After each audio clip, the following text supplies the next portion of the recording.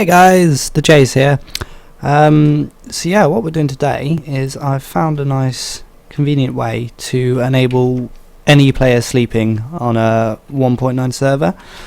So if we look, you can see on 1.9, I saw on Exumavoid's video the other day, he had mentioned on Hermitcraft that they don't currently have this functionality. I've yet to test the old method, but I'll believe him when he says it's broken. So I've just been messing around today with my assistant here, Convict, just finding out a way we can do this. I believe I found a way. So I'm going to go ahead and make it night, and we'll go through the commands in a minute. But if Convict sleeps for me, you'll see in just a moment.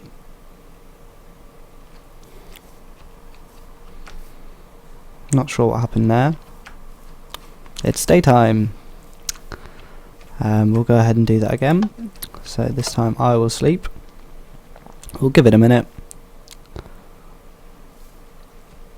And it's daytime. So what this does, we'll start here, and I'll run through each of the commands in just a moment, but we'll start with this repeating block here.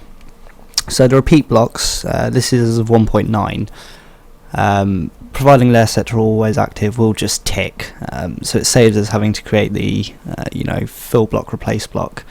So what we're doing, for every player that's sleeping, we're adding a 1 to the scoreboard objective. Now you'll have to set the scoreboard objective, but if I just go ahead and add it here, you'll see we have this objective now. Again, I'll put a link in the description for the actual setting up of that objective.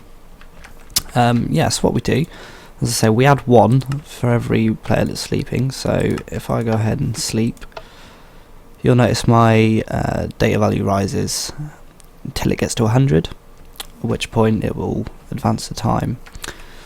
So the next stage of this, again, a repeat, but this one's conditional, so it requires the previous block to be true, and again always active. Essentially what this does is it's testing for any player, or the nearest player, with a scoreboard objective of 100, minimum of 100. We have a comparator there to basically say if true. So if this statement is true, we then set any of the player's objective with a minimum of 0 to -2. I'll go into detail why I've got this minus figure in a moment. Providing that's active, so this impulse block will then send the signal to this chain. So this next block is a chain, unconditional, and it's again always active. This just advances the time by 10,000 ticks. Technically it should be 12,000, as that's half a day. You will get that small error we had at the start where it doesn't advance to the day, but it'll just cycle over and sleep again. And the last command is essentially just to say rise and shine, slightly coloured. This final one I haven't currently activated because it doesn't really work, but it basically says the player that did sleep. So this is where this minus value comes into. The player who last slept, their value will become 0, and all other players will be -2. So what we're hoping to say here is any player that has a minimum value of 0 had a nap. So in retrospect that should say my name. It has been working, but I feel with more players on the server it won't work. It just works for 2 really, so you can just sort of cancel this last block. But we'll run through it once more. So I'm going to set night time. Oh, and I deleted the bed. Let's just get another bed there. See, I'll set it to night time and I'll sleep. You'll watch my value rise. And it's daytime. So yeah, let's run through this block by block again, and again I will paste the commands. So we have adding to the scoreboard, this is a repeat, unconditional, always active, pointing into this command here, which is repeat, conditional, always active. From out there comes a comparator into an impulse block with unconditional, but it needs redstone. And again, this is what resets the player objective. We then have a chain, unconditional, always active, and that adds the ticks to the time. We then have a chain, unconditional, always active, that just says that the player has slept. And then this final one we'll leave out, but should you find a way to get it working, it's just a chain, conditional, always active again.